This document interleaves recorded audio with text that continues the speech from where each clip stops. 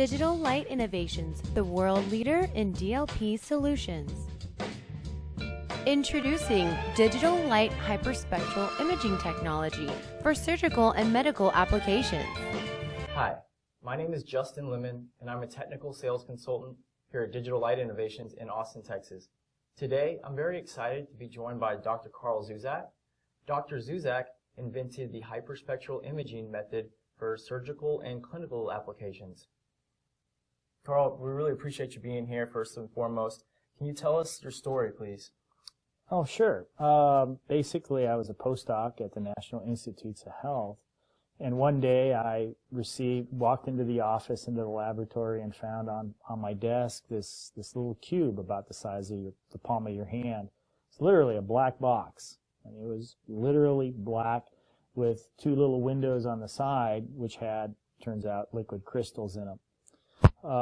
Back in 1998, in the laboratories of Dr. Ira Levin and Neil Lewis, there was a congressional interest in developing medical utilities or applications for technologies that were initially created for defense purposes. Okay. So that box came out of defense, or one of their applications, in the form of remote sensing potential.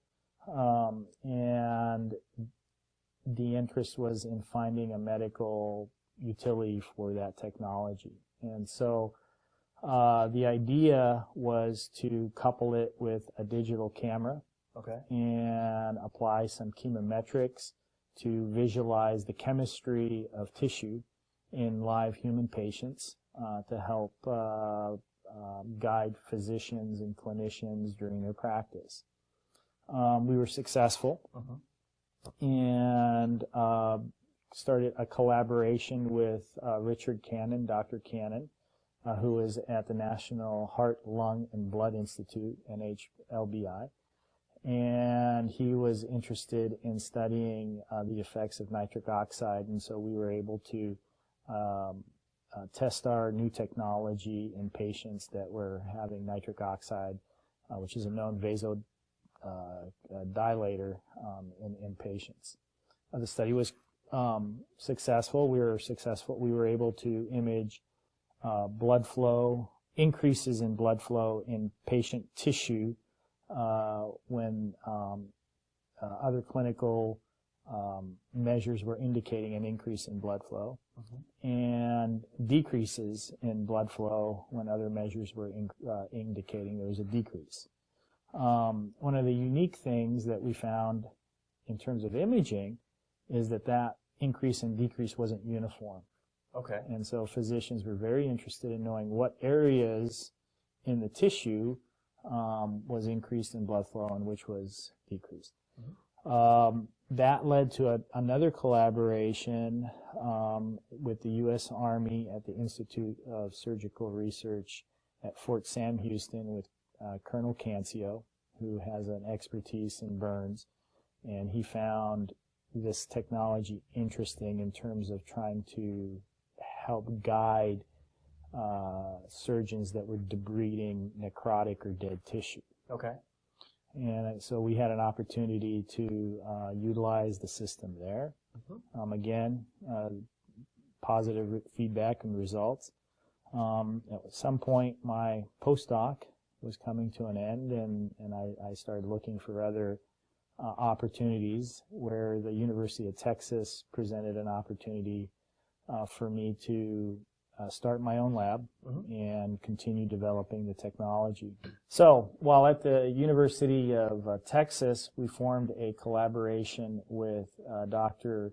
Edward Livingston, who was the chairman of GI endocrine surgery at the University of Texas at Southwestern.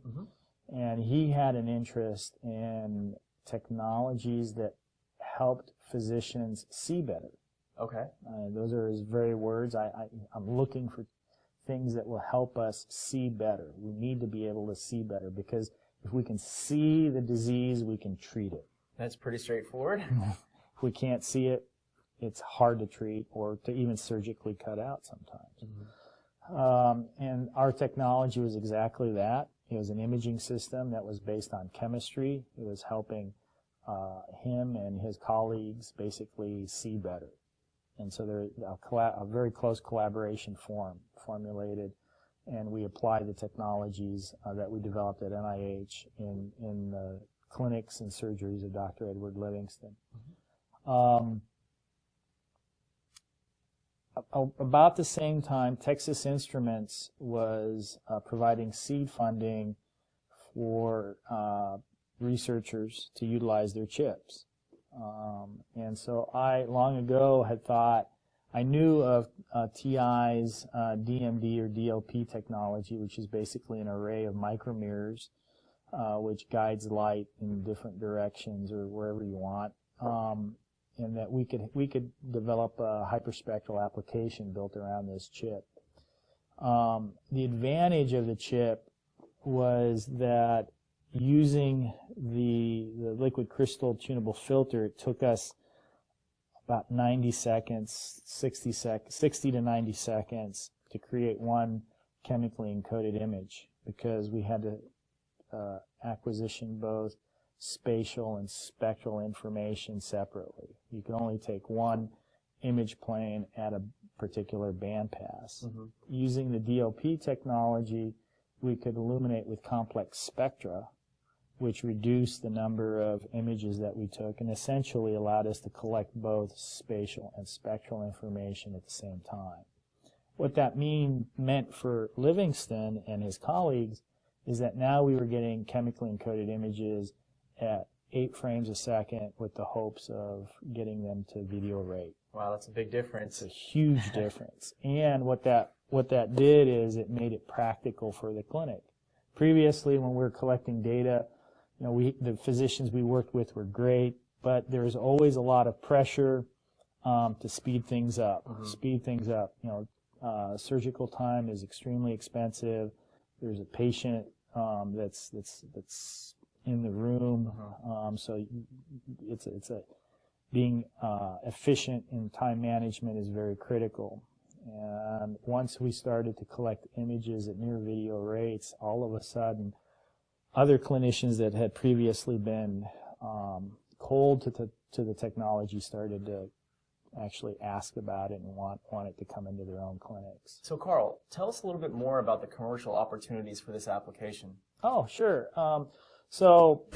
As I mentioned, Texas Instruments was funding opportunities for researchers to find other utilities for their existing chips. And we showed that TI's DLP, DMD technology was basically made our hyperspectral imaging system practical for clinical and surgical use. At one point, Dr. Lee Files, who is at Texas Instruments, suggested that I present the work at a conference that was being managed by Brian Kroll of Digital Light Innovations, and which I did. And so that was the first time I had an opportunity to meet Brian, and Brian had an opportunity to see the technology and also hear the results. And he saw a commercial opportunity. And so we're now at that point where we've taken a concept from the research bench, translated it to the clinical bedside, and now we are in the process with Brian transitioning from a prototype or proof of principle device into a commercial system that will help physicians bring better health to everyone. Excellent. And what do you call this technology? It's digital light hyperspectral imaging, or DLHSI. Karel, this is really good information. Can you walk us through the light path of the DLHSI technology? We're using a off-the-shelf components, one of which is a OL490, which is manufactured by Goosh and Housego. And inside the OL490, it consists of a 500-watt xenon lamp, which illuminates a grating which splits the white light, broadband light, into a rainbow of colors, which are dispersed along the different columns. And by controlling the different rows of the mirrors, you can control the intensity at each a specific wavelength to determine a precisely predetermined spectrum of illumination, which then goes off through and focused into a liquid light guide, which we then couple or illuminate through a diverging optic for large fields of view, for example, skin flaps, kidneys, or even large areas of skin for tissue health. The spectroscopic information is then absorbed depending on the chemistry of the skin or the tissue, and what's reflected is collected back by a digital CCD camera in this case.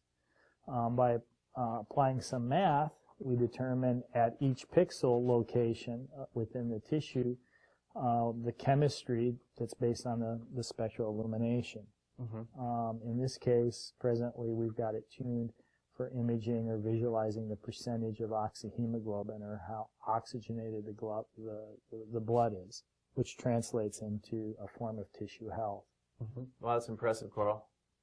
So what we've learned is that digital light hyperspectral imaging is a platform technology applicable to a variety of clinical venues for improving clinical outcomes that reduces the risk for complication and associated financial liabilities to hospitals and clinicians. Excellent. So Dr. Zuzak, thank you very much for joining us today. We're very excited to see the development of the DLHSI technology and how it can be used to benefit other applications. Thank you for having me.